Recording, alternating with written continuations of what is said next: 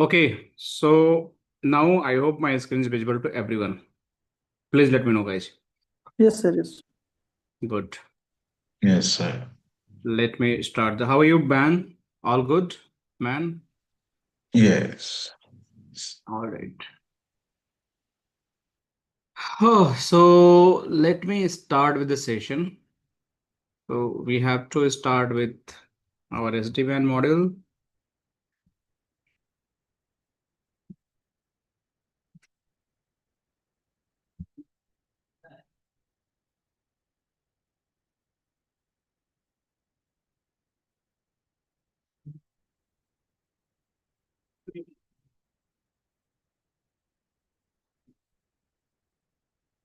All right, so we are good. So the last week we had a brief discussion about the SD-WAN solutions, right? We understand what is the different like benefits we have the SD-WAN. We understand how SD-WAN is going to be improved our overall WAN performance, why we need SD-WAN. We discuss about the real use cases of the SD-WAN. So before I proceed, I would like to know, you guys have any questions based on the previous session, what we discussed? Like we just discussed the overview, but we'll start the officially like discussion about the core component of the SD-WAN today onward. But we discussed the control plane, we discussed the management plane, we discussed the data plane in the last session. Anyone have any question? Yes, sir. Yes, Ben. Yes, sir. I sketched something with respect to the question. I wanted to actually send so that my question will be a bit more easier, but it seems I'm not allowed to send anything like that. You're not allowed send where? I copied like in the chat. I was thinking maybe so unable to send file due to admin restrictions. So you can send me directly. I take your questions. Let me see. There should be no restrictions. Okay. Let me make the co-host if there is a restriction. Can you just check now? Can you check now again? Yeah, I'll try it again. Yeah, please try it. Yeah. Is it possible to share my screen? Oh, yes, you can share your screen. Let me stop my sharing. Okay. Good. Yes, please. All right. Thank you. You're welcome.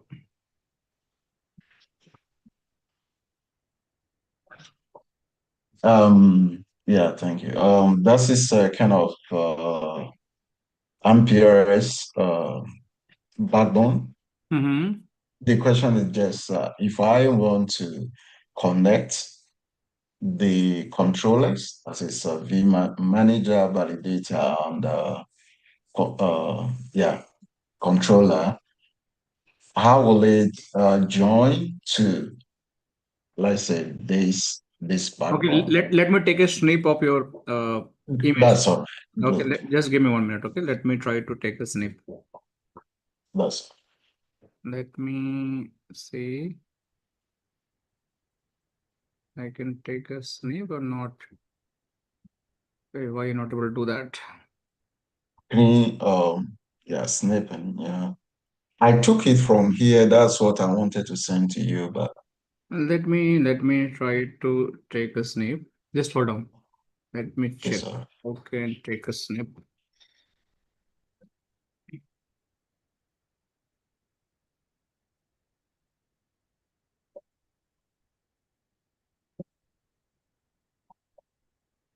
Now I can take. Thanks. Okay, so you may stop sharing. I'll Yes. save this image to my.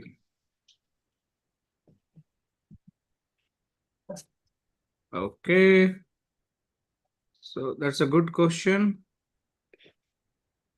You have control, sir? Yeah, I No. have. You able to see my screen, right?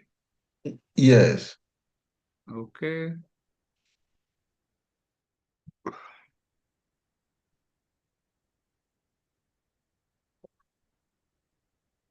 So Ben is asking very practical example. Let's suppose he have the network infrastructure and he want to integrate his like controller, then how it is going to happen, right, Ben? This is your question. Perfect. Perfect. Okay. So see, In our infra, we have the same kind of the structure.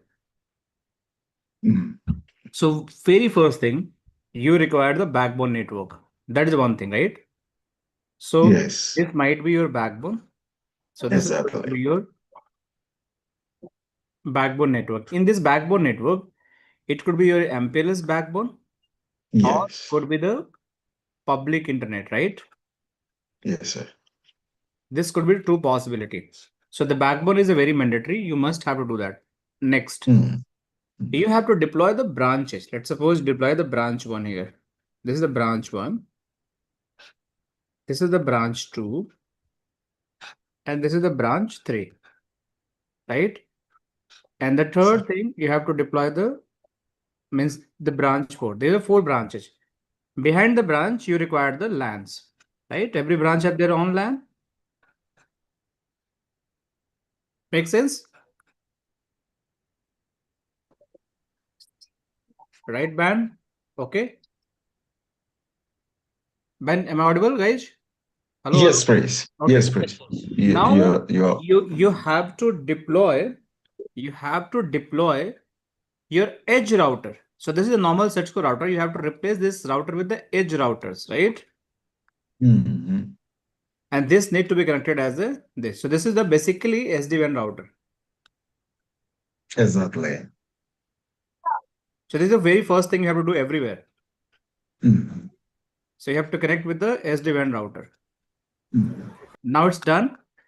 Now this SD-WAN router is going to connect with Yeah, the sir. ISP. I have one question. So I can also connect via this when I was replacing, we can connect the edge routers, right? From R11, R12, right? Yes, yes, you can do that. You can replace just required circuits. You can do that also. Yeah, we just we can extend the MPLS circuit till the R12, R11, right? Then we Hmm. can deploy my edge router. Right. Okay.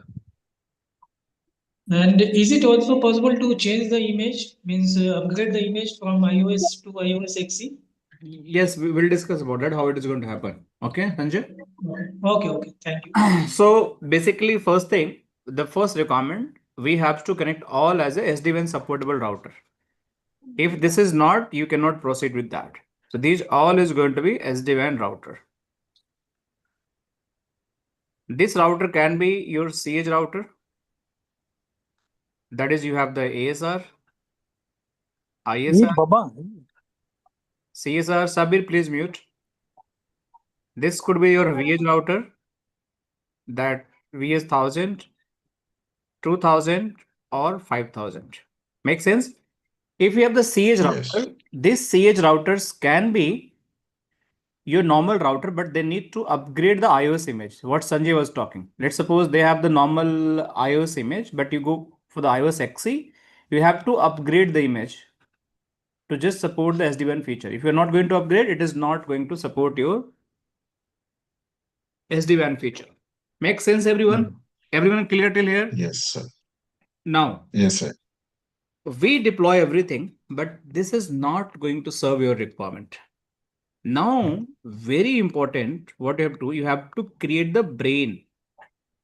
And what is the brain? That is the SD-WAN brain. That is going to be controllers. So you have to deploy the controller somewhere.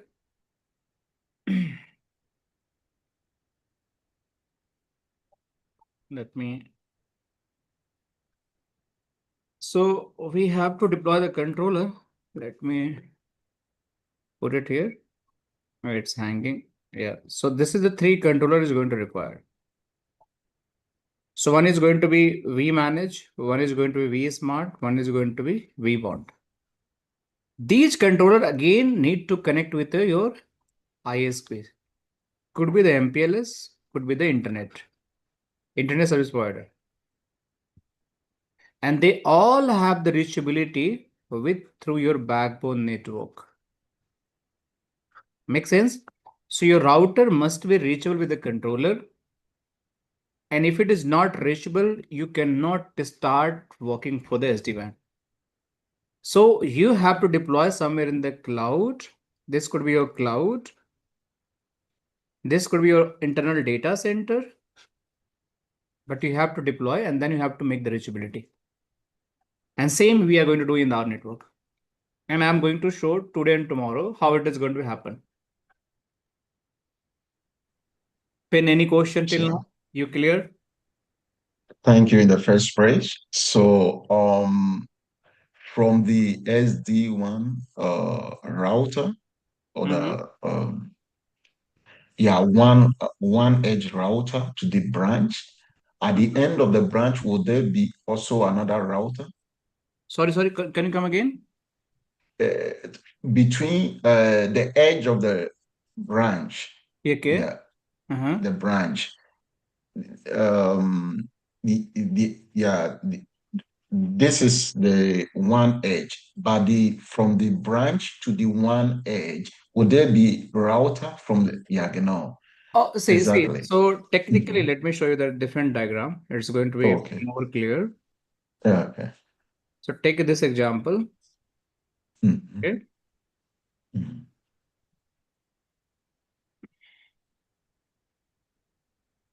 Hold on, why it's not clearing? Okay.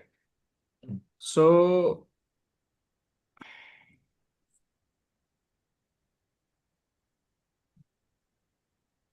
I don't know why this pen is not working now. It work. So let's see here. This is my total branch. Oh my God, what happened?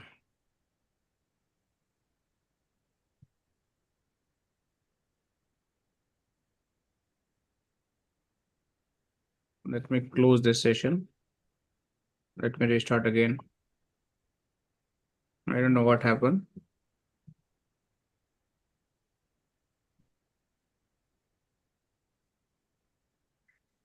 Okay. Hold on, guys. Some glitch. It's all right. Yeah. So you can see here, right? So Yes. this is the one branch. Okay. This is the one branch. Yes. Okay. This branch have the vManage. This is the vManage. Okay. So this WAN is terminating the circuit to the direct your backbone. This is your backbone. Yes. ISP backbone. Make sense? No. So we are terminating the circuits directly from the WAN to the backbone, and then it is going to further make reachability to other branches as well. Clear? So the concept is the WAN edge router always going to part of the branch, and where my LAN is going to be connected. Make sense? And then through the WAN edge, we have to connect the ISP. Either internet or the MPLS. Ben, clear now? Yes. Thank you. That means the controllers will always be in the data center, Yes, or it can be on premises. Controller can be deployed. We have the multiple deployment option. Let me show you what are the deployment option. So controller can be deployed in the multiple way. Let me show you. Guys, don't worry. I'll explain again from the very scratch if you're not able to understand. So you can see here, we have the deployment method for the controller. This can be deployed in the data center.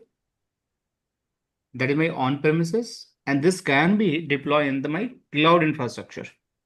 That could be AWS and Azure. The both options available. But this is always going to be your virtual device. It's not going to be your physical device. That you have to always take care of your mind. Clear, Ben? Yes, sir. Okay, other than sir, VH, everything will be virtual. vSmart, vManage, and vBond. Everything is going to virtual. Means? Okay, except VH, right? Yeah. VH can be physical. If you want to make the vBond as a physical device, it is possible we can do that, but technically it's a virtual device only. But if you want to make it the physical device, it is possible we can do that. But rest are going to be virtual, right? Everything is virtual. So technically, if you go for the controller, they all are going to be virtual and you don't have to do anything. Now, if I talk about the edge routers, edge router is a VH router. This could be the VH1000. VH2000, VH5000, and this can be a physical device and can be the hardware device. So if it's a physical, then you have to purchase the hardware from the Cisco. If it is the hardware, then means the hardware, then you have purchased. If the virtual, then probably you just have to deploy in the data center infrastructure, or might be you have to deploy in the cloud locations as well. Is it clear, guys? Everyone? Everyone is synced with me? Ben, you clear till now what I'm talking? Yeah. Yes, sir. Okay. Thank you. I have one question here. Suppose that if I want to deploy the on-prem server in any branch location and just make the connectivity, I think it should also work, right? Only need a connectivity between the virtual server, means vBond, vSmart, and vManage. So instead of the data center, if I can keep this server into any branch location and just make the connectivity to all vManage devices. You're talking controller, right? Sorry? You're talking about the controller, right? Yes, controller. Yes. Yeah, means technically we talk about the data center or the cloud, but even you put your house as well, that is going to work. Yes. There is no matter, means connectivity. yes, you require make the connectivity, but generally what we do as a best practice, either we have to put in data center or the cloud infra. This is a general practice we do that. We not put the branch location to the controllers because they are the very highly sensitive control plane devices that require the very important confidential location where we have the good internet and good internet connectivity. Make sense? Yes, perfect. Thank you. All right. Just give me 1 second. Meanwhile, any question, please ask.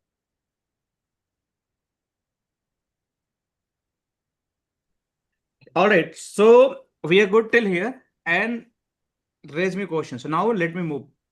Any other questions anyone have in the previous sessions, like one we discussed about because we are starting the actual now, the SD-WAN lecture where we're discussing the controllers. So if any prerequisite, any questions anyone have, please ask me. So I'll make sure you align with 100% with the concept.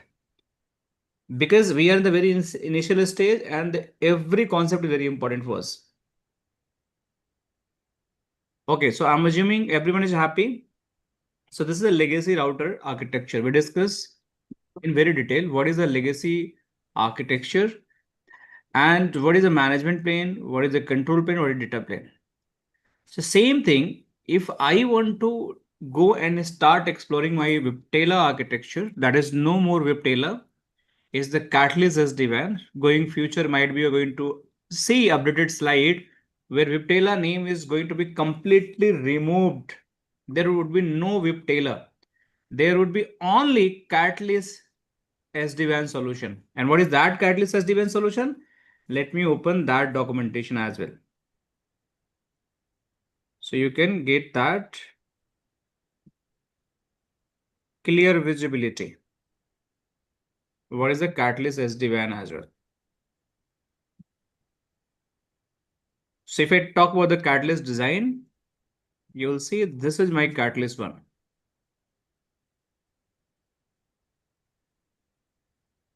The same diagram. You can compare apple to apple. It looks very similar. But the change is name, the manager, controller, validator, vManage. See, there is a validator, but still it's the orchestration plane device. We have the management plane, but that is changed with the manager, right? We have the control plane that is known as a controller. And we have the data plane that could be the vEdge and cEdge, but this is known as the vManage. So in short, whatever the hosting we are doing, whatever devices we are connecting, if we are just talking about the real-time latest version of the SD-WAN, that is a Catalyst SD-WAN, where you are going to get more new name, but still you should be aware about the vBond for the exam point of view. Exam is still containing the vBond. It's still containing the vManage, still containing the vSmart, still containing the vEdge. Your exam is still not changed. They changed the OS version. They did the rebranding, but still the Cisco SD-WAN exam is based on this particular viptela secure extensible network infrastructure. So you must have to understand new thing, but same time for the exam or the Means that they are the all same. Just rename has been happened. So you must have to align with your actual concept, right? Moving next. What is my orchestration plane? Why it is going to be required? So orchestration plane is a plane where my device is going to be responsible to orchestrate, automate, give real-time data analysis, and based on that, they will take certain actions. Whether I have to entertain, I have to drop that particular person. That's the orchestration plane is there. So that means my vBond, which is technically known as the validator,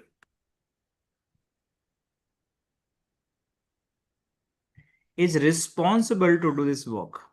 Now in layman language, what is example for orchestration plane? In layman language, if I want to talk about the example for this orchestration plane, that means let's suppose you are the engineer and you have the offer letter for any company and you want to join that company. Then first you have to reach to company location and you have to report to your HR. This HR person, he or she, basically going to validate your credential, means your personal identification. Based on that PI, they're going to think where you need to be allowed inside of company or you are not allowed inside of the company. So this is how it is going to be happen. So your personal identification must be going to be checked, and if it is going to match, then they're going to allow, and further they're going to introduce your manager and your team lead, or might be your team member. So whatever you have. So first you have to go and report to HR. They will validate your documentations and then you are going to land to the different groups. Similarly, if any device want to join your SD-WAN fabric, they must have to land very first time to this location, means the validator. This validator is similar to the HR. They will make sure if you are the eligible to join my fabric, then only it will introduce your manager, that is a vManage, or might be the validate controller, that is your vSmart, or might be the VHS as well. But first you have to prove your identity. So what is the identity is going to prove? They will going to validate your certificate. Every device have their cert and their serial number, right? So they have the device serial number, that is a unique serial number, and they have the cert. If that is going to match with that organization, then they are going to allow. If it is not going to match, that is not going to allow. So this is the very first role of the vBond. We'll discuss other roles also in later on. But is it clear to everyone why vBond is there? Everyone understand why vBond is there? What is the primary role for the vBond? Other secondary role also there, but primary role everyone understand.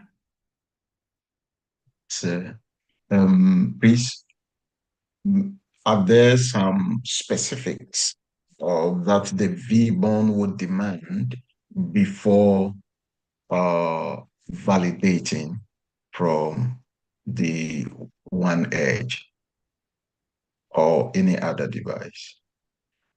Ben, I didn't get clearly. Can you just repeat one more time? Okay. What I'm asking is the vBond, are there some specific values or in the identity before the vBond authenticate or validate? Yeah. They have the org name, right? They have the org name.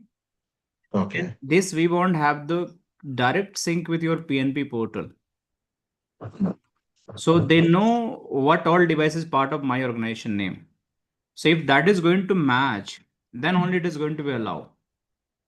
If it is not going to match, they are not going to be allowed. Make sense? So Yeah. when we start onboarding, every device data, their certificate, their organization details, their chassis number. They all must be known by the vBond, or might be the vBond have the same certificate group with the same organization name, and the device information must be going to push for the PNP portal, and that is already in their database. So they know which device is valid, which device is not valid. If it is not going to be matched, they are not going to allow the control connection.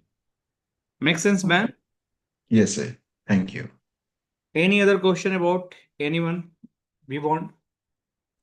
Yeah, suppose that if there is a new box and we are going to register into the PNP portal, and this vBond orchestrator is already have that information prior to allow into the make the control connection. Let me show you. So let me go in the PNP portal.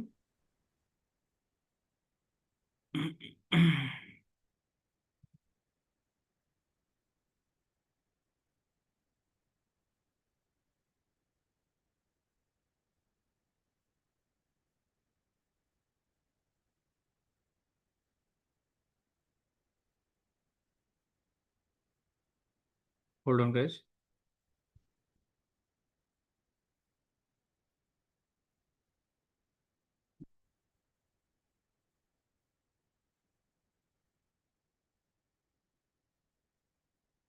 So let me show you how actually it is going to look like. So it's going to be more easier to understand.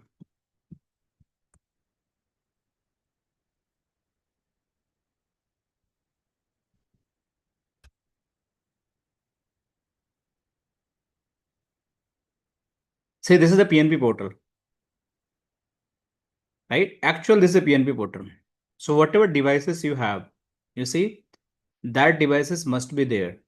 And all devices, they're having the controller profile and provisioning key. So you have to upload this file to the vManage, and that is already available in the your PNP portal, and that is the same as their vBond. See, this PNP portal is similar to the vBond only, right? Controlled by vBond. So this is how it is going. So whatever the information is there, that is actually going to sync with your vBond. So they know which device belong to me, right? They know what is the device serial number. You can see here, each device have their on serial number. You can see, and everyone have their own certificate as well. So they know what is certificate for me as well. Every device that have certificate as well. So they know all certificate, every serial number, their controller. So if let's suppose this device want to reach to vBond, so it will check the serial number is valid with me. Is it available in my database? If answer is yes, it is available, it will allow. Certificate is valid, it is allowed. If not, it will not allow. So that data is already available. Makes sense, Sanjay? You understand now the clear picture? Yeah, means manually we are going to say that to vBond that this is my device serial number, and now this is whatever device you're going to purchase from the Cisco, you have to add your manually devices here. Every device you have to manually add here. Yeah, that will say to the vBond that now we yes. So whatever device you're going to add, it will sync your vBond, and same time it is going to sync to your vManage also. I'll show how it is going to sync to the vManage. So let's suppose certificate is also unique, right?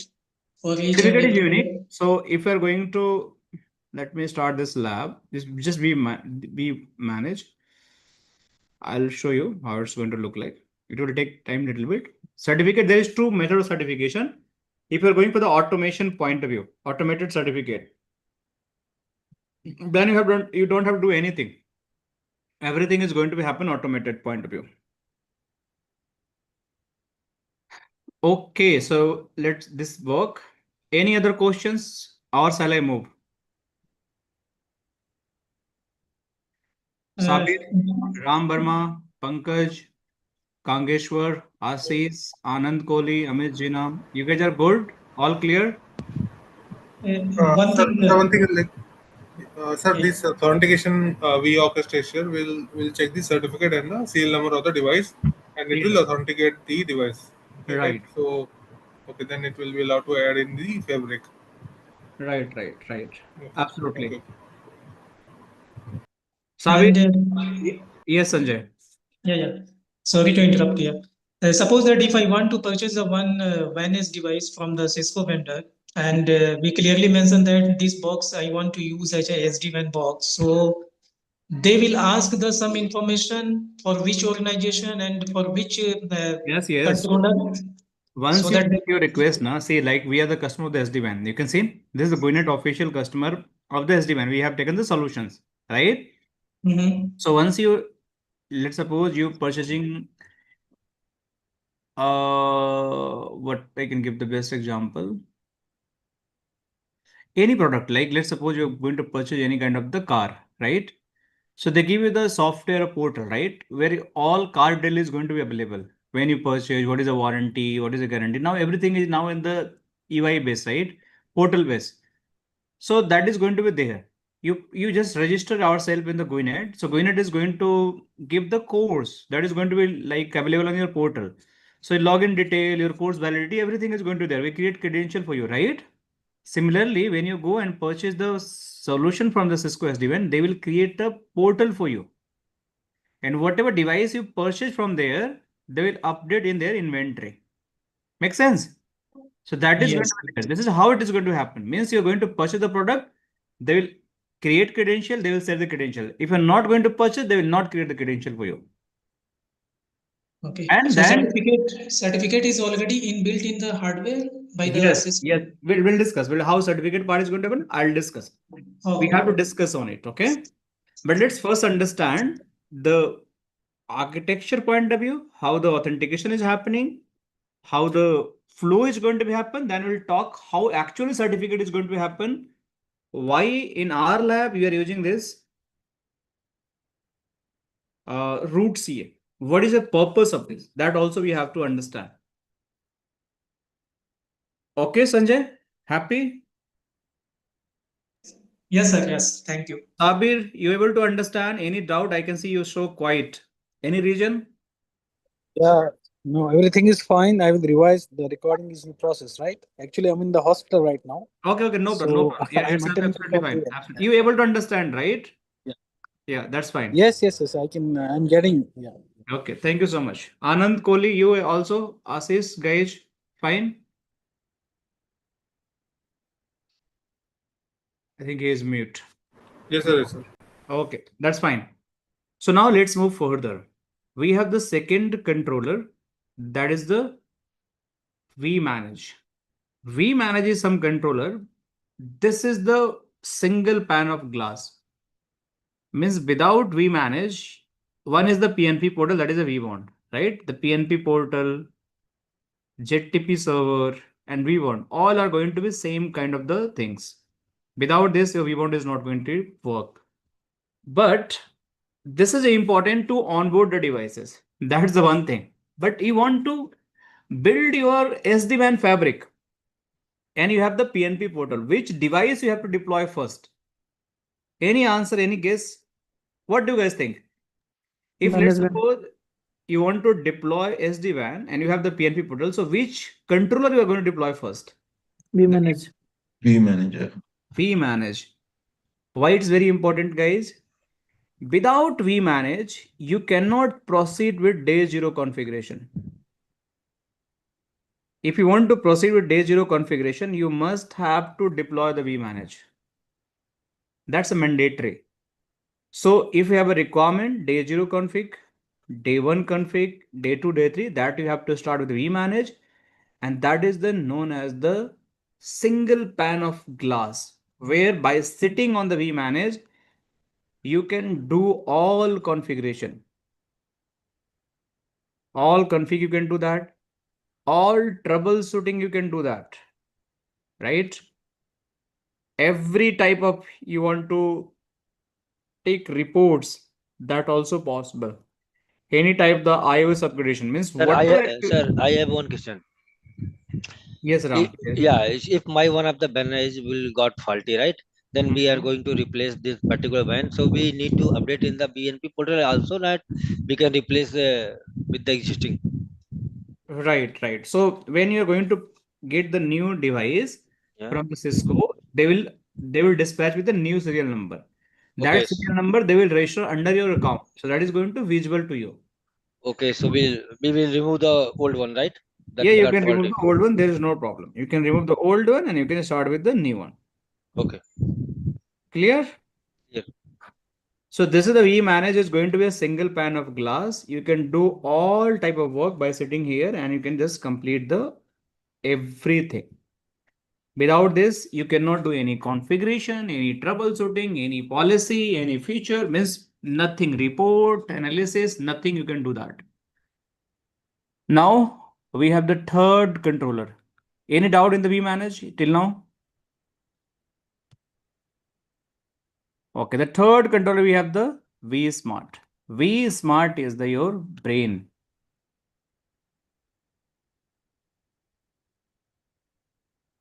Brain of SD-WAN. Why I'm saying the brain? Because this is the purely going to manage your routing.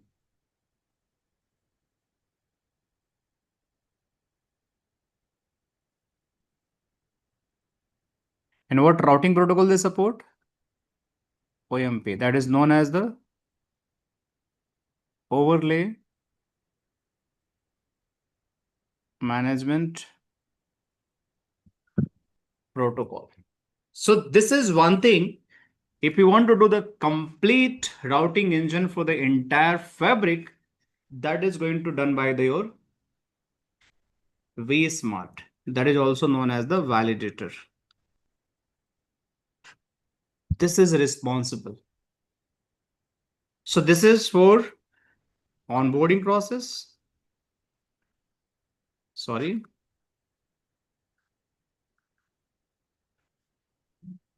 Sir, validator is the vBond, no? Sorry, my bad. This is the controller. Sorry. Yes. This is a validator. Sorry. So this is a validator, this is the controller, right? So anything you want to onboard, authenticate, that is going to be happen via the vBond. Any configuration management, anything you want to, that is going to be vManage. Anything you want to do from the routing point of view, policy point of view, that is going to happen with the vSmart. Clear? Give me thumbs up. Just give me thumbs up so I can understand everyone is clear. Now, these are the control plane devices that is responsible to manage your brains all together. But we have the data plane devices. This data plane device is nothing, that is your vManage router. This vManage router could be your CH router as well and could be your VH. They are actually a brainless device. These brainless devices do not have their own capabilities to do routing for any packet. They always take instruction from the vSmart how to proceed with routing. They not have capability to process any kind of the policy requirement. They always take a consent, right? Consent from the controller how to proceed with that. So these are the actual your CH or VS devices that is going to deploy in the branch edge locations. And based on that, it is going to be just, end-to-end communication is going to be happen. Now we have to do the deep dive about every flavor of the controllers. Let's do that. If any question, raise your hand, ask me, I'll answer. Yes, sir. So, sir, Amit, Yes, so sir, Amit. for one is router, the configured is from a physical router, right? Right. Okay, and rest like vManage. This can be also virtual, na? See here. This is the physical and virtual. Both flavor is there. Okay, It's okay. not. It could be the physical and it could be the virtual. Both option is there. Okay, but for vBond, vManage, vSmart are virtual. This is always going to be virtual. Okay. Okay. Yes, Ben, please go ahead. With respect to SD-WAN router, one edge router, you say it doesn't do any thinking or it doesn't have brain. Brainless, right? Yes, but normal iOS router, we know that there is also control plane management, brain, and so Data is it because because of the file that you updated that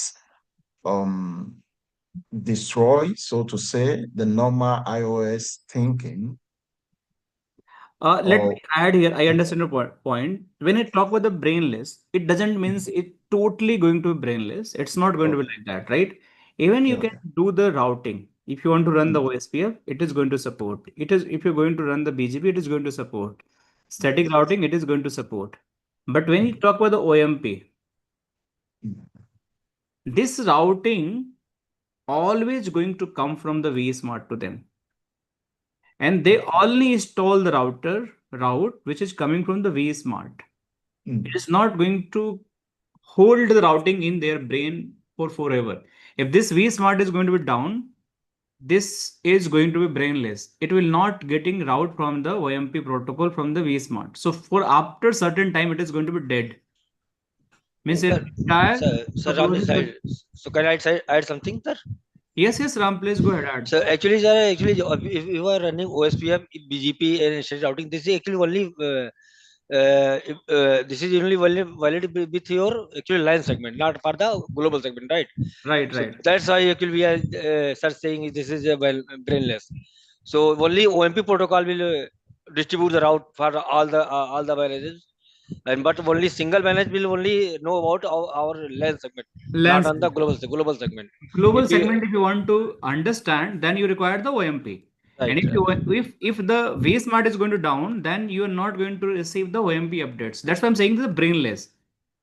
It doesn't mean like it's a brainless, but their routing engine is handled by something known as the control plane device. That is my vSmart, who is influencing the routing. But in normal iOS, what is going to happen?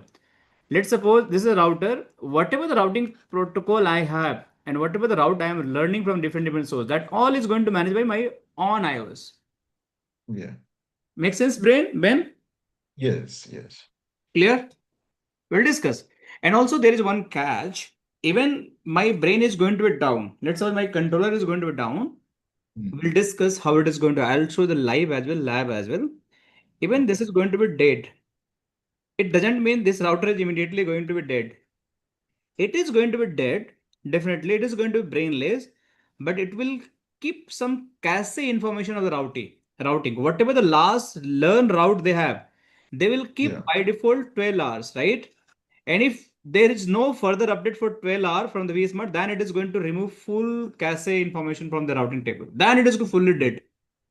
Okay. This is known as the GR state. That is the graceful restart. Yes. So we'll discuss on this later. Graceful restart state. Where if my routing is not going to come for after certain time of period, it is going to be dead completely. But sir, like in this case, if routing doesn't come for a period of time, then still I think data plane will have the old routing table. It will continue forward the traffic idly. For the LAN only, but not for the LAN. Let's suppose this router have their LAN, multiple subnet. They can keep talking. There is no problem. But if they want to talk with this one, they must go at the WAN, right? And here what is running? OMP. If it is dead, they will stop doing the communication. But within LAN, we are fine. Okay, within LAN, we're fine. Okay. Thanks. And it's for 12 hours, right? Sorry? It can stay for 12 hours. Yes. Graceful period. Yes, right. To and forward. Thank you, sir. Welcome. Let me move next. So you can see we have the again, these are the orchestration plane. And now let's understand one by one all feature of the every element. Means what they have the primary feature and what they have all sub features. Ben, you can put your hand down if you have not any questions, no problem. So orchestration plane, that is my vBond, that is a validator. So as I mentioned that this is acting as a onboarding device, HR device that is going to orchestrate control and management plane. That's first point of the authentication. Whitelisting process means any device is going to join your fabric. This device is going to make sure to check all your credentials. Distribute list of the vSmart, vManage and vEdge routers. That also going to be happen. Facilitate NAT traversals. Now this is a very unique feature we won't have. And if you go and try to learn on the Google and other things, probably you never ever going to find. And because one of the candidate was very curious in my previous batch, and he asked me, sir, I want to see that. Show me how it is happening. Then I created this NAT router and I did in the lab in very first time. And that's available. This video, if someone is planning to go for the courses. So if I go in the SD-WAN, we have almost, let me show you how much discussion for this particular topic. So you can see here, we have the 27-minute discussion where we proof in the lab how vBond is acting as a stern server, how the NAT reversal is going to happen. So definitely we'll do in this session also, if you guys have the curiosity to understand how it is happening. So that's why I'm saying, so the vBond is going to act as a stern server. What does mean? What is a stern server? And how the NAT reversal is going to happen. For that, you have to be understand entire process. So I'll explain which scenario it is going to happen. But for time being, you just take a note. It is also going to act as a NAT reversal. Means any device which is behind of the NAT, any WAN edge device. Technically, that is known as the WAN edge device. Let's suppose this is the behind of your public IP address. This is the public IP address. This is a private IP address. And you want to build the control connections. So how this NAT mapping is going to be happening and who is going to maintain that NAT mapping? Private to public. That is going to your vBond is going to maintain those. So that's why it's known as the stern server. You want to act as a stern server. Clear, guys? So that's another good feature. So stun protocol, is it the same like we heard in the for voice video communications for stun? Yes. Is it the same? Okay. Yeah, it's a same protocol, right? Stun basically is known as the session traversal utilized for the NAT. So this is the same protocol using for the voice and video, right? Then it is also support the required one-to-one NAT mapping, and you can make is a highly resilience. So what are the key feature? One is acting as a single point of the contact to just authenticate whitelist and allow the devices to join the fabric. Second, it's acting as a stern server, right? Means it is going to make sure whatever the communication you doing with the stun clients, which is behind of the NAT devices, and they're all NAT mapping is going to happen in the your vBond. Clear, guys? Any questions? Everyone happy? Take a snapshot, take a note. What is the functionality? Highly resilience means you may deploy two vBond. If one vBond is going to be down, another is going to take a role. That's the meaning of the highly resiliency.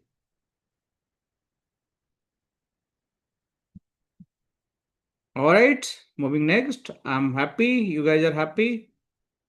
The next one is your management plane. What is my management plane? There's a single pane of glass again, as I discussed, was day 0 configuration, day 2 configuration, day 1 configuration for their operations. So if you want to build your any SD-WAN fabric, you have to always start with this operations. This is going to be multi-tenant or might be a single tenant. What is a multi-tenant? Anyone know what is a multi-tenant? What is a multi-tenant? I think it's a form of, in the times of routers, we talk about VRF. Yeah, exactly. It comes. Means single router, they have the one routing table, right? And you want to split this routing table in a multiple routing table. That is going to be your multiple routing table. That is use the virtual routing forwarding concept. Based on that, here. Similarly, if you have the one vManage, you want to use the entire resource, then it is going to happen. It is going to be utilized for you. But you want to make sure that my resource must be distributed across the multiple customer by splitting that tenant into multi-tenant. That is also possible. Let me show you how actually we can do that. So let me try to log in my vManage.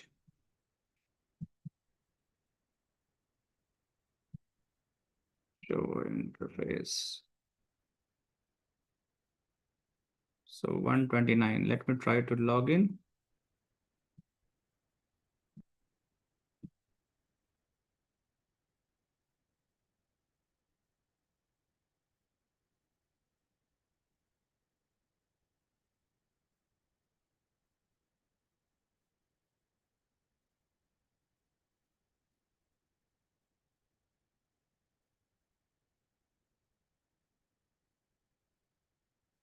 Okay, let me switch my network. There will be some disruption happening.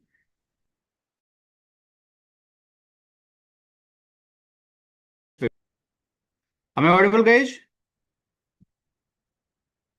Hello, everyone. Yes, Yes, sir. Yes, Yes, sir. sir. So I just switched my network. I'm able to ping. So you can see this is my vManage dashboard.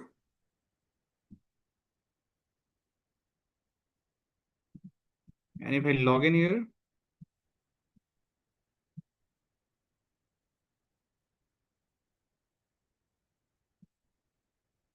and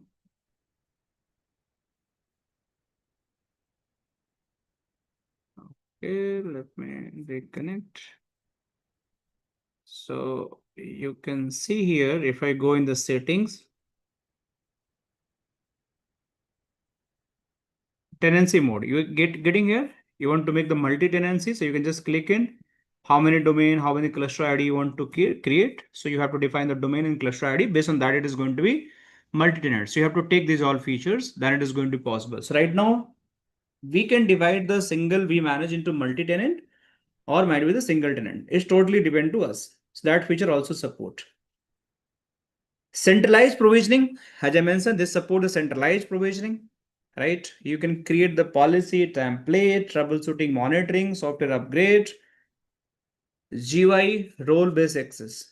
Means if you want to define any role for users to make like L1, L2, L3 roles, that is also possible. Manage user, you want to give the role for the level 1, level 2. You can see I have given that basic.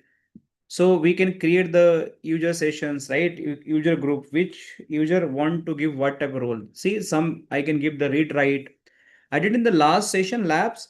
I want to give the basic only, read only. That is also possible. Operator, I can give the read only. Net admin have the full access. That is also possible to give in the SD-WAN environment. Clear?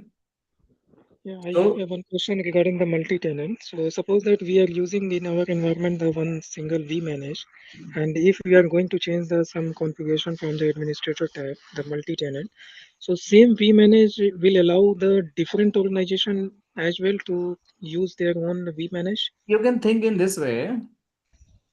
Let's suppose you have the VRF, right? Yes, yes. Means one have the router, right? Mm-hmm. So physically router is one, but they have the multiple interfaces, right? Right, right. One interface I can put in the VRF A, this in the VRF B, this in the VRF C, and everything have the different ISP connected. So management IP is going to be changed. There are 3 management IP total because one is going to create in the VRF A, one is VRF C.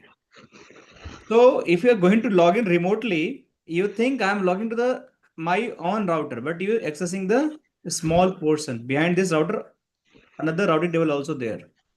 Same way, it looks you are going to use the same single tenant of the vManage, but actually the resource of the vManage is going to be distributed among the multiple people. Clear? Multiple people means multiple Multiple account, organization, not people. multiple organization, right? Yes, not people. Yeah. Why? I Sorry for understand. my Means suppose wrong that in word the selections. yeah. Suppose that if we are working in an enterprise network, and in an enterprise network, we are creating the multiple VRF, one for the corporate and one for the guest VRF. So single device from the one edge devices it will support, and it is using the same infrastructure to connect to the their network, right? Right. So this is the actual concept of the multi-tenant. Right. So multi-tenant is simple, right? That is just share infrastructure between the multiple customer, and they're going to get their separate login instance. Yes, got it. Got it. Thank you. Now we can do that like programmatic interface integration as well, like REST API, netconf. It is going to be highly resilient. We'll discuss what is the like REST API, what is netconf, how it is going to be helpful for you.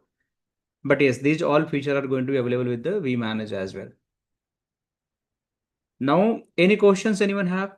We are good on the vManage point of view also. Okay, in the production basis, is multi-net advisable, or do you recommend that in production, multi-tenant? That's depend. Very small customer. Actually, if you have your big organization, or you want to bring everything for your own organization, so I would not recommend for the multi-tenant. Should be single tenants. But let's suppose very small customer, they have 3 and 5 sites and they want to go for the deployment. So they just Okay. go services from the Cisco, that is a cheaper services. You can think in this way, if you have the good money, right? So you can just go and buy the house on the, or take a house on the rent where you have the full apartment, right? So that is the one option. Another option, let's suppose you have the less money or you don't want to spend, you can going for the paying guest PG options. Means shared system, means might be there would be multiple beds in the same house, same room, and you're going to use one bed, right? And you're paying the less amount. So that is going to solve your purpose. Ultimately, you have the resource, but it's a shared resource. Anybody can access this hall, rooms, but you're going to pay all rent, then it is going to your own. So depend how big you are, how big your financial, how big your customer, and how you can spend the money. Even if you're the small, you want to just enjoy the luxury life, go and take the apartment for your dedicated. Similar to going to, but if you're the small, you just want to start, take the multi-tenant. If you're big, then go for the single tenant. Simple rule. Okay, just that as an advantage, assuming it is spoiled, then you lost all. Yeah. All right. Yeah. Thank you. Welcome, Ben. Any other? Have any questions? We are good. Let's move to the next one. Please ask me. Now the next component, we have the control plane. This is the actual brain for the routing engine.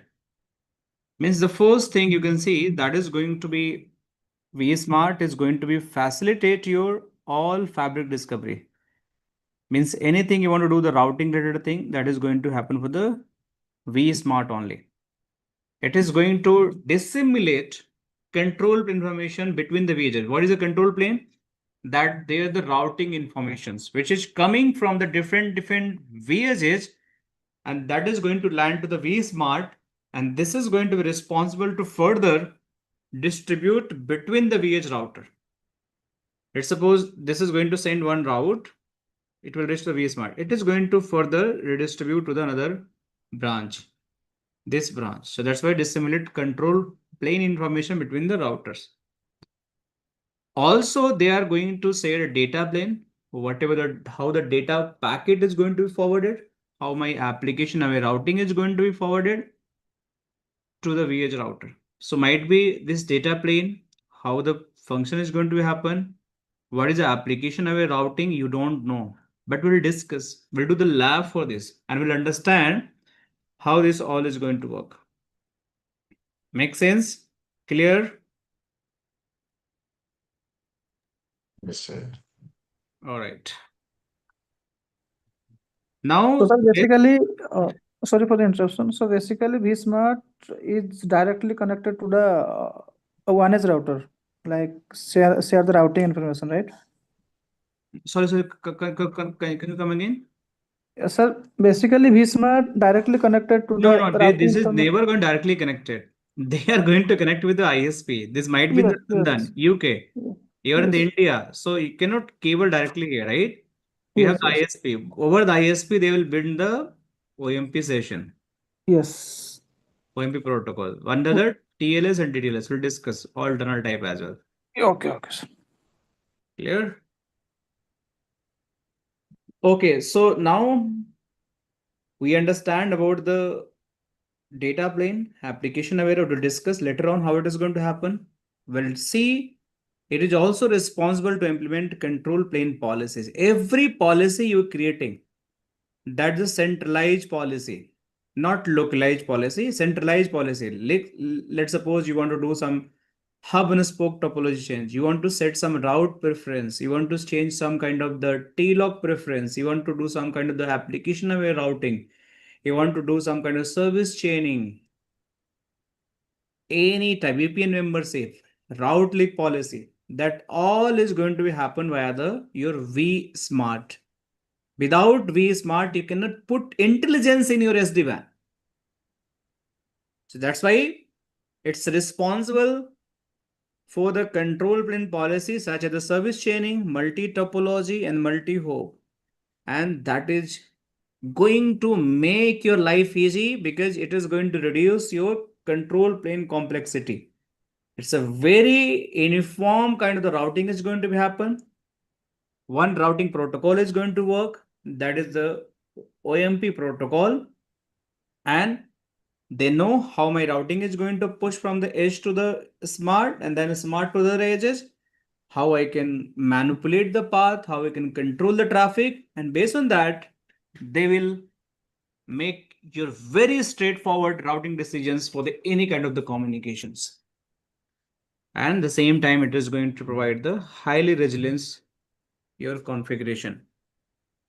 In terms of you can deploy the two vSmart routers. If one is going to be down, another is going to take a role. So it is going to be always highly resilience in all scenario. You guys clear? Any doubt? Yes, sir. Please. Yes, sir. I think we talk about some policies with respect to vManager or vManage. So let me reclassify. Say, we have to understand any config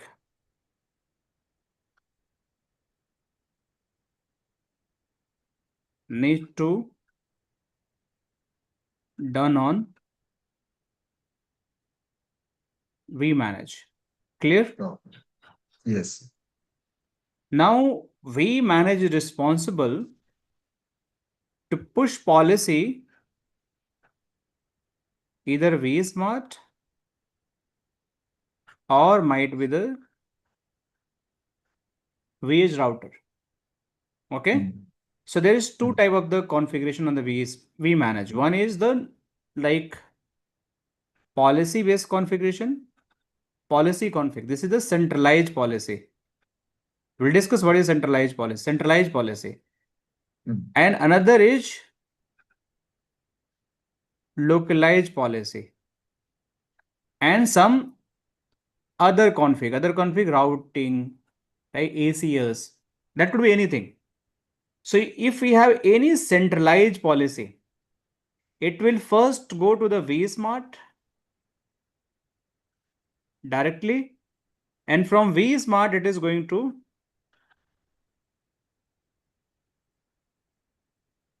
vEdge. In the form of relay. So yes, relay. Okay. The second, if there is a localized policy, it will direct come to the here. If other config, it will also come.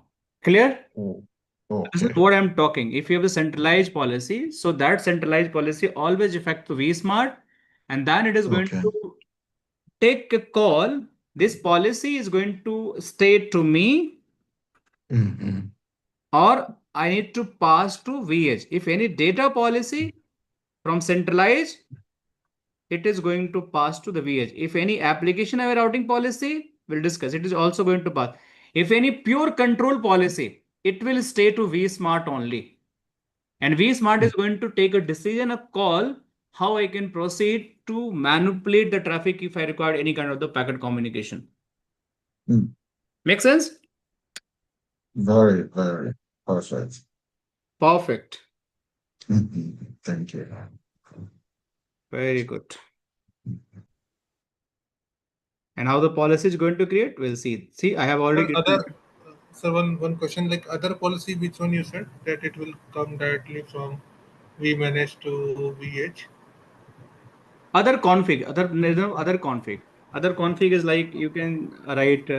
You're doing the BGP configuration, OSPF configuration, interface configuration, right? VPN configuration, that all other configuration. Let me show you so you can understand better way. So what is other configuration? So this configuration is not allowed to go through These are control. these configuration AAA, BFD, like OMP settings, VPNs. These all are going for the direct. Okay. Decentralized policy. Centralized policy always go to the vSmart. Localized direct to the VH router. अच्छा, okay. ठीक है? Clear everyone? Sanjeev, Sanjay, Ravi, Ram, Kageshwar, thumbs up. Ashish, you are saying? Yeah, it's clear, sir. Good. The last but not least is a data plane. That is your actual router, end routers. So how this actual router is going to look like? So if I want to talk about the end router, this is going to stay on the end device for any communication. Your LAN infrastructure is not going to be connected like this router. This is a LAN. So you can just put the, let's suppose I want to change the, or let me just change the image.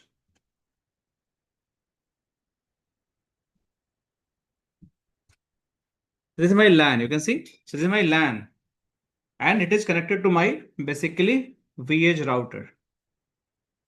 So this is how it is going to be connect my LAN to the VH router, and then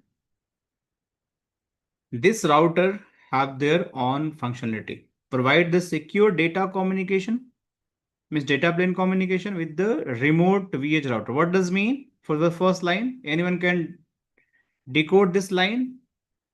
Any idea how basically it is going to provide a securely data plane communication to the other VH router? Yeah, through IPsec tunnel. Yes. Yes. So basically every routers which are going to use in the SD-WAN, they must going to build their IPsec tunnel.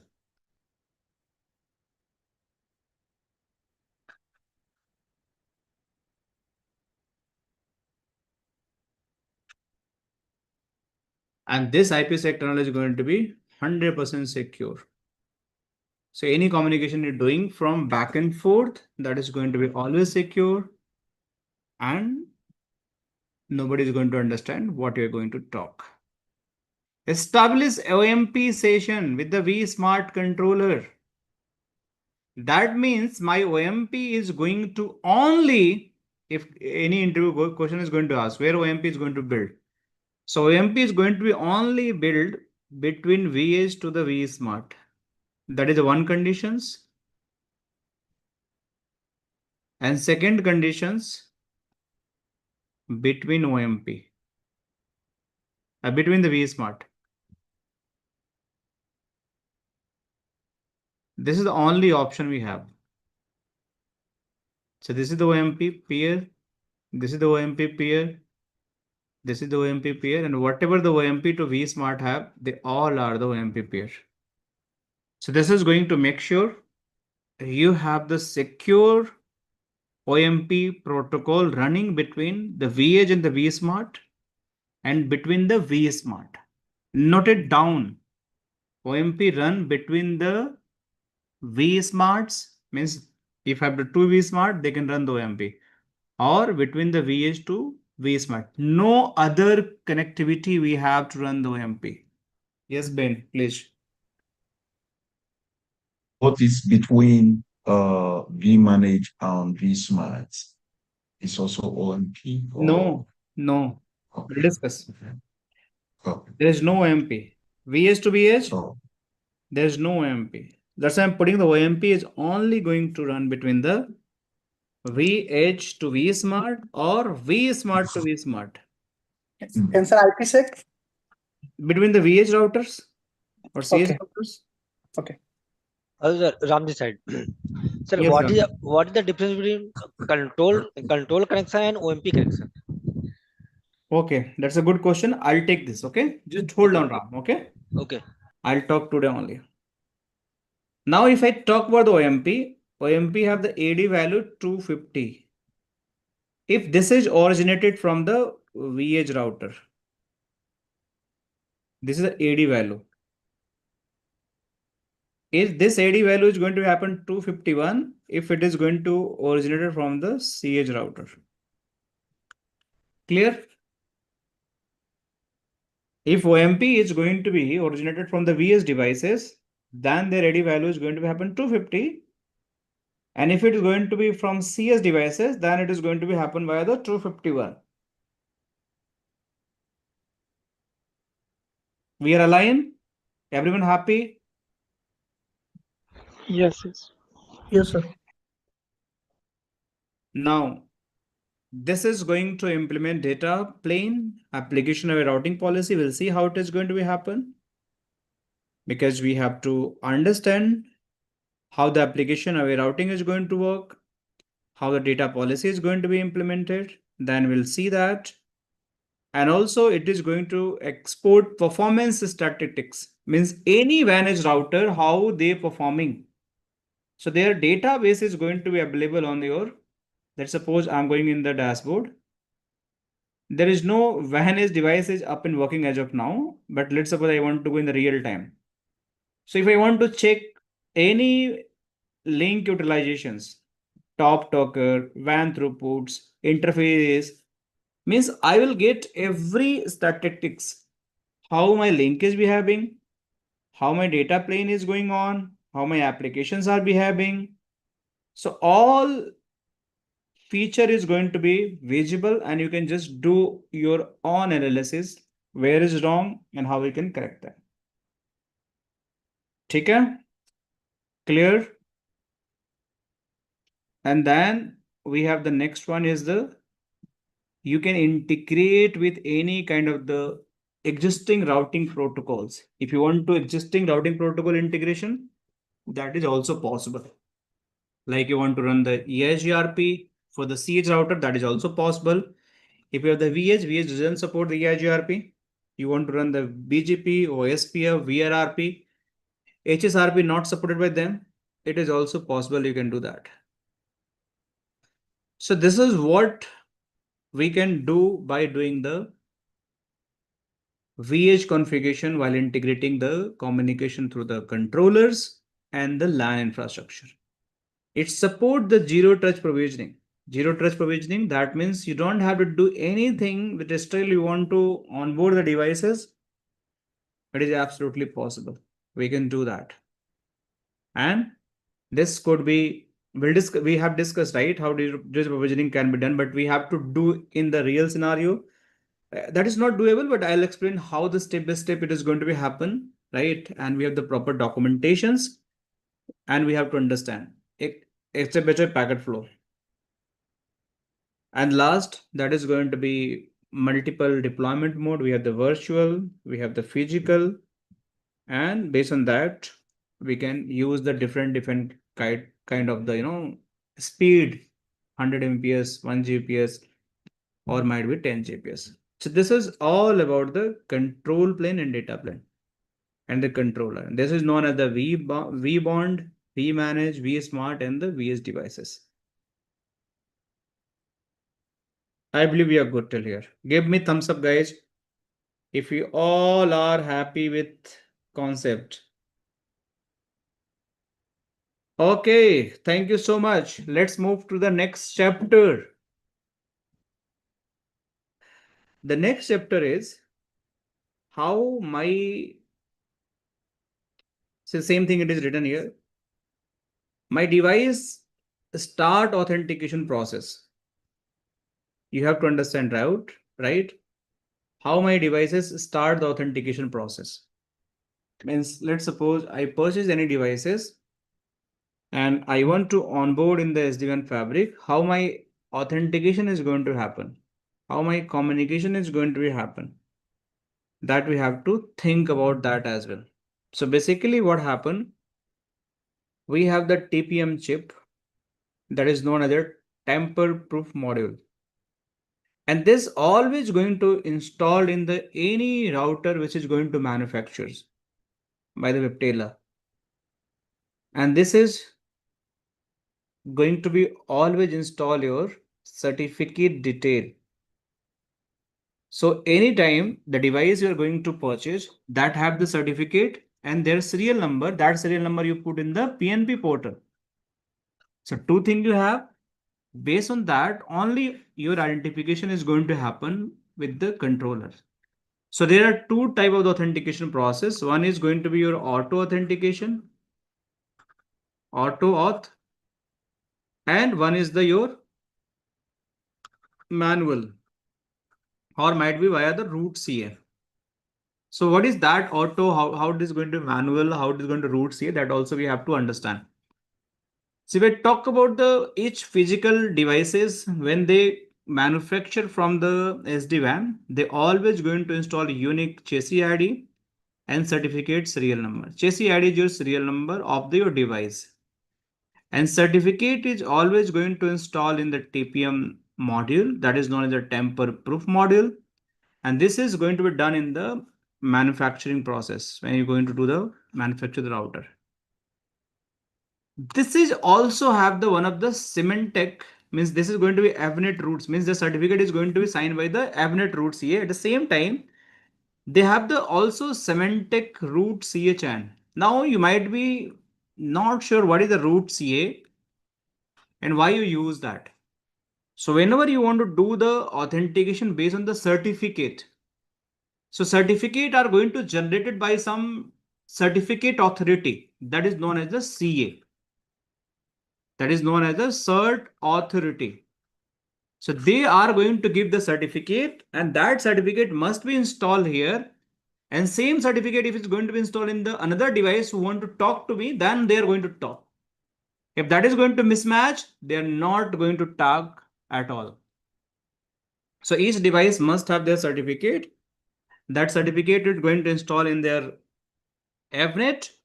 This is going to help to validate any controllers are going to make a connectivity to my vEdge router. So it will also validate are the certificate are going to match or not.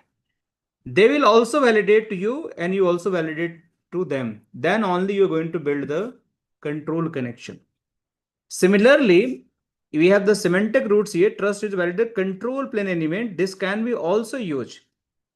This can be also used. So you have by default, you're going to use the vNet to just validate. If we don't want to use these two, let's suppose you don't want to use these two and you want to deploy their own root CA, then you can create the enterprise root CA that we are using in our infrastructure. And this is our root CA. So this is how it is going to give the certificate. Means, let me explain because we have to start certification process.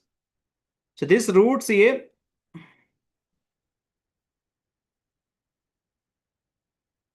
issue certificate. This certificate must be available in this device, and this device, this device, this device. All have same certificate. Then they are going to authenticate each other. If the certificate are going to mismatch, they will never ever going to authenticate. They were never ever going to allow to bring the control connection. So that is another way to have the certificate to authentication process. So we can go automations. I'll show how the automation is going to work. There is nothing root CA is going to require. It's a very plug and play system is going to be happen. We have the alternative, our root CA that also I will configure. I'll show you how it is going to happen.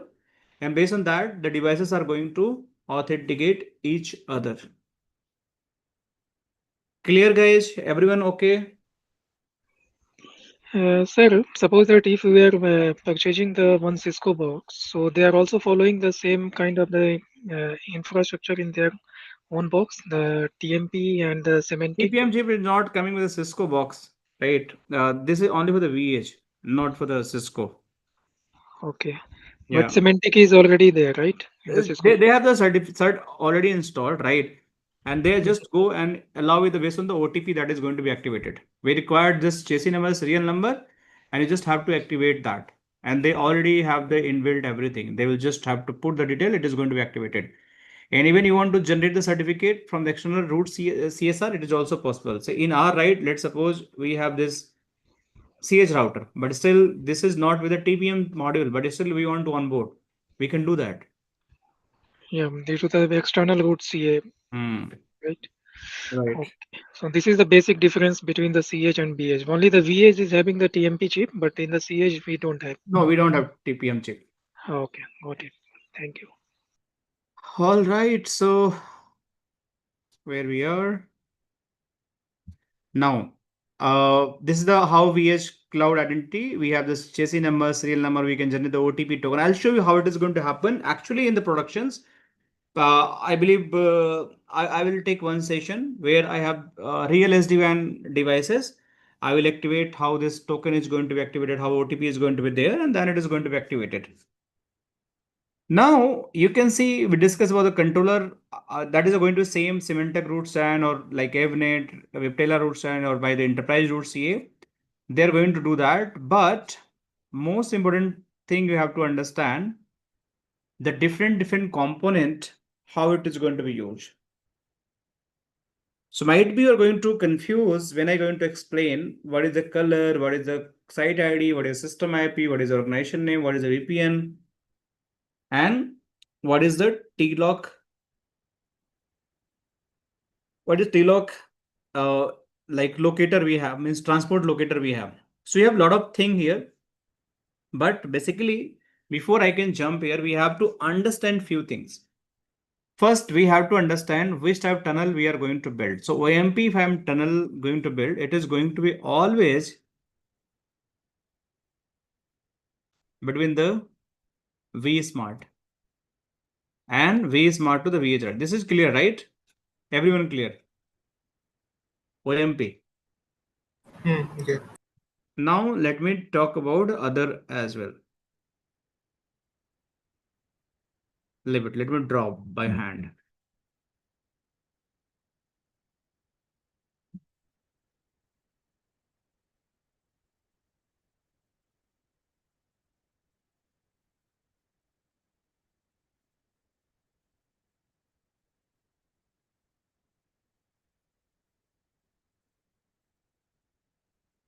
vSmart.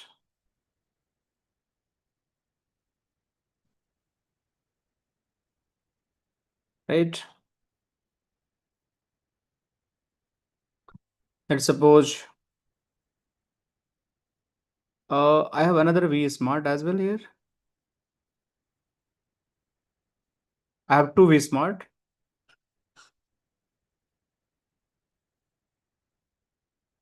VH1.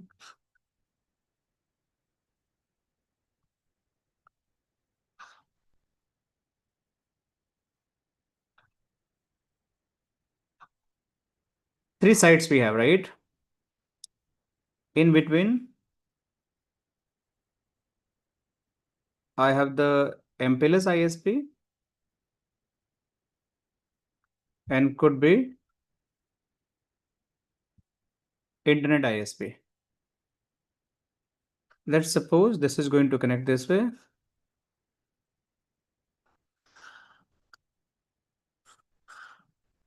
Right?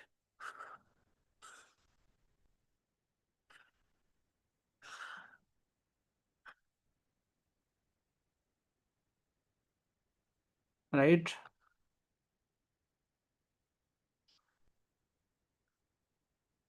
So this is how it is going to happen. Now, once we have the reachability, so we have to use a tunnel that is the DTLS tunnel, right? We have the TLS tunnel. We have the OMP tunnel. We have the IPsec tunnel. We have the PFD tunnel. Clear? So TLS is basically TCP based tunnel. DTLS is going to be your UDP based tunnel, right? That is only difference, right? TCP and UDP. Both are the layer 4 tunnel, transport layer tunnels. OMP is routing protocol, IPsec is your for data communication, BFD will discuss. So where we build the TLS and where we build the DTLS. So TLS and DTLS, let me use the color for this color, right? So every routers have to build a tunnel with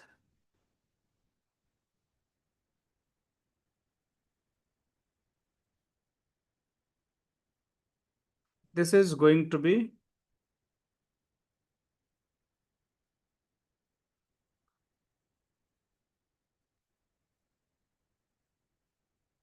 just I am showing from the one router point of view. Okay. This router is going to build this is going to be pure, could be the DTLS or TLS. It's totally depend to you. If you want to make the TCP, that is possible.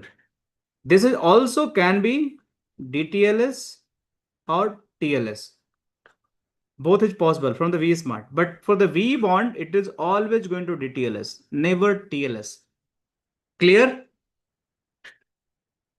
The routers between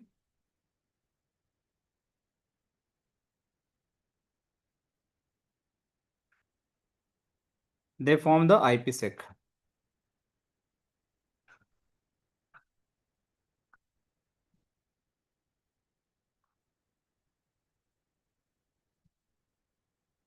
Under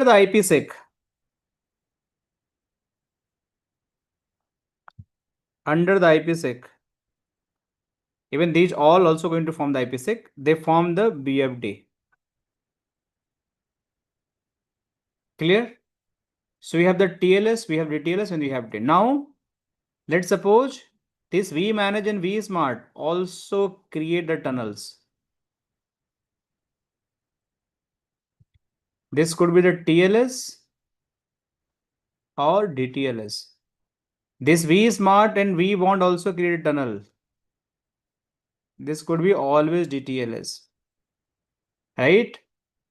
vSmart, vManage also, vBond and vManage also create tunnels. This also create tunnels. Right? This is going to be your again DTLS. vSmart to vSmart also create tunnel.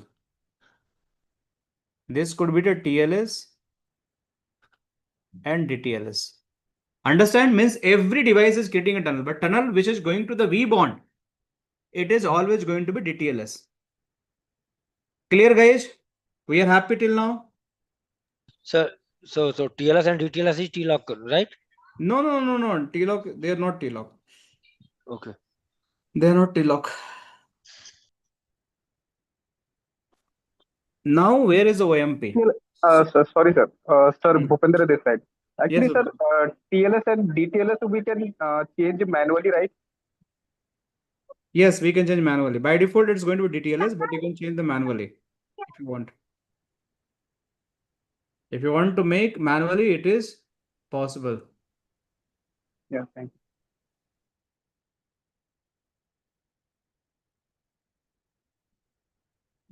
Just give me one second.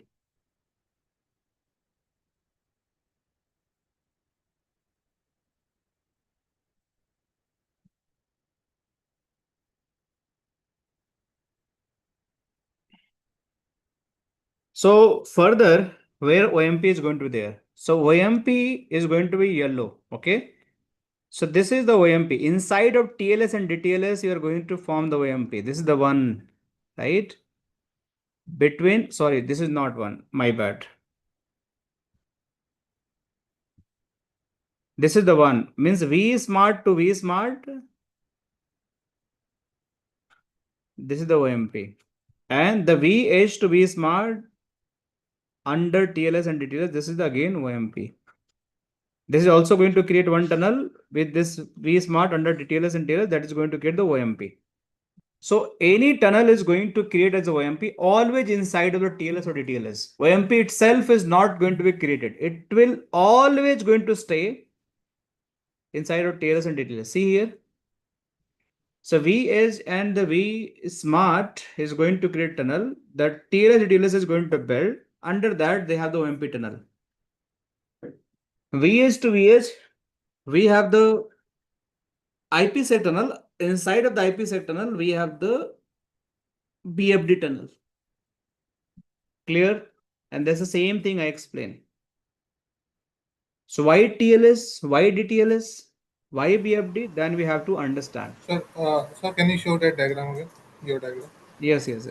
Okay, so any connection with the vBond, it will be DTLS, and vSmart to vSmart, it will have DTLS, TLS. Inside OMP will be there.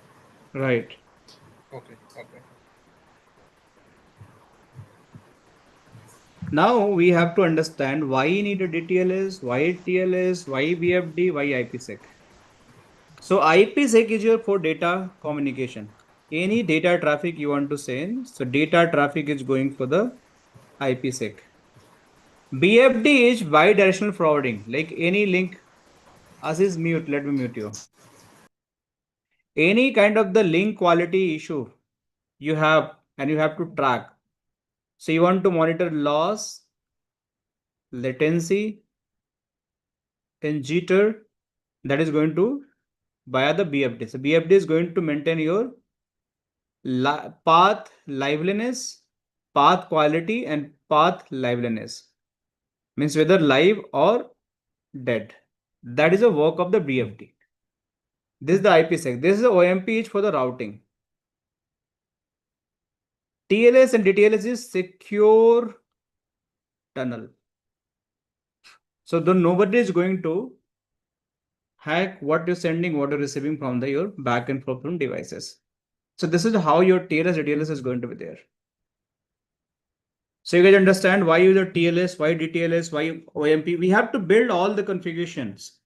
But I want to make some basic foundation so you guys understand easily how it is going to happen. Any doubt, guys? Anyone? Yeah, regarding the BFD, it is creating by default under the IPsec tunnel. So monitor the liveness and quality of the path. So it is also monitoring the underlay as well, the physical path, or only the IPsec? See, if underlay having issue, your path quality is going to be degraded. So BFD is going to monitor everything. Means any cable have the issue, even the path quality is going to down. So that's also going to be part of the monitoring. Okay, got it. Make sense? Yeah, thank you. Thanks. Any other questions, guys? Ben, you clear? Yes, sir. Thank you. All right. So what we have to do now, we have to jump on the lab part, right? But I want to start from here tomorrow, right? Because now we have to create one lab here. And we have to start from very zero. We'll replicate one lab, and that is a fresh lab. I'll do tomorrow in front of you all. And we'll start doing the configuration. So once we start doing the configuration, then we can start learning about other concepts like why we require the transport locator, what is the color, what is the site ID, what is system, what is the VPNs. So I believe while doing the configuration, I'll explain everything. I'll show everything. That is going to be more value addition. If I'll start, it will take at least 1.5 hours to complete that session. So let's short this session for today, and tomorrow we'll join and we can connect from the exact configuration and we'll do complete onboarding for the controller. We'll do the certifications. We do the VPN configuration, at least for the controller onboarding. And I'll try to onboard one of the branch locations as well. Make sense, everyone? So just give me brief on TLOC. Okay, TLOC is nothing. That is a transport locator. So let me explain. Let's suppose this is a router, right? This router have the multiple ISP. ISP1. And this is the another ISP. ISP2. So now this is the one TLOC.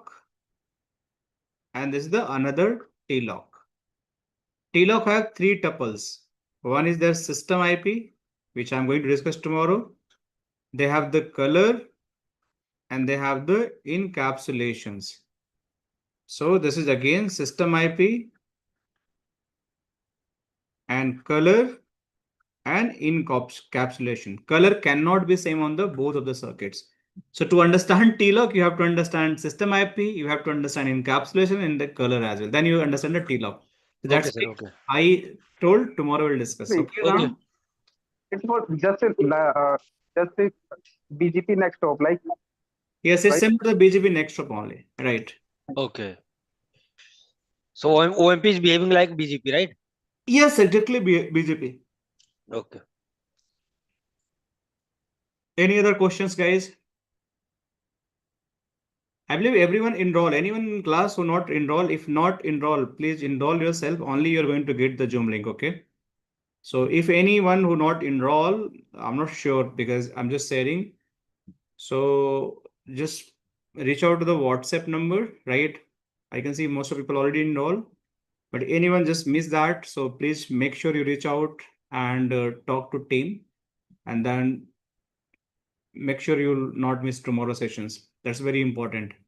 We'll discuss everything which is very important for the SD-WAN. If you don't know how TLOC is going to be there, and most important, we'll start the lab from the zero. I'll just create the new lab for this batch.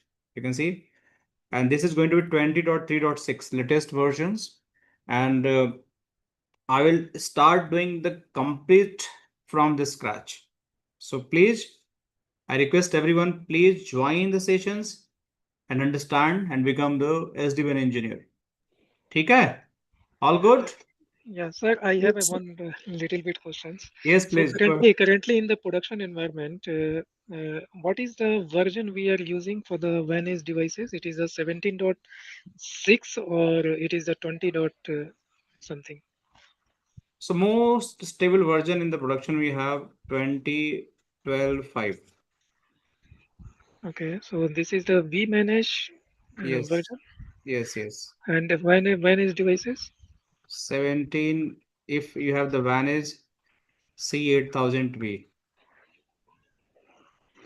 17.12.5. Okay, so this is the That is the latest version. CH, right? Yes, yes, yes. And vEdge, it is going to be, means it's going to be the vManage same, vBond same, vSmart same, and VS same. That's all is going to be 20, most stable. Even we have the 2016.x version as well, right? You're going for that as well. But most stable golden release, you have this one. Okay, and in the VH devices, the Biptela one? That's The what I'm talking 100. about. This is for the VH only. This is for the VH. Viptela one. This is for Okay. VH. Okay, okay. Means this is for the edge only. This is the VH, means VH, vBond, vManage, everything is going to be used for this version. This version not support for the vManage, vBond, and vSmart. This for the CS devices, we can use that. Okay, if we are deploying the CS devices, then we need a 17.12. But there is some compatibility matrix, right? That should be the match with the vManage, right? So All are what is the supporting. All are supporting. If you have to check, then you have to go to the Cisco website. You can check that, but even going to use this one, it is going to 100% support this one. That's why I tested. I'm running this version, okay? But you can run any code. There is no problem. Upgrade we have, okay? you can use the downgrade version code. But if you have a downgrade version on the vManage and you're going to add the upgraded, it is going to be some issues. Yeah, But if control you, connection will not form. yes, if you have the upgraded vManage, v controller, and you have the downgraded VS device, CS device, that is going to work. There's no problem. Okay, so VH is also going to use the 20.12 in current environment, right? Yes, yes, yes. But sir, So CH actually VH and CH are I think same, no? No, different. Two are different. See, VH is Viptela device, right? Okay. Yes, they have the different hardware set. VH is the Viptela. Like we have the 1000, Viptela 1000, 2000, and 5000. Okay. CH is the traditional routers which can be converted Yes. to SD-WAN Yes. OS. Okay. ISR, ASR, CSR. We are the pure SD-WAN route, a pure Cisco router, which can be upgraded with the image and support the SD-WAN. Okay. Okay. Got it. So chalo, enjoy Saturday and meet tomorrow with a great energy and let's do the configuration part. Okay? Okay, sir. Okay, sir. Okay, Ben, everyone. Thank you. Bye-bye. Thank you.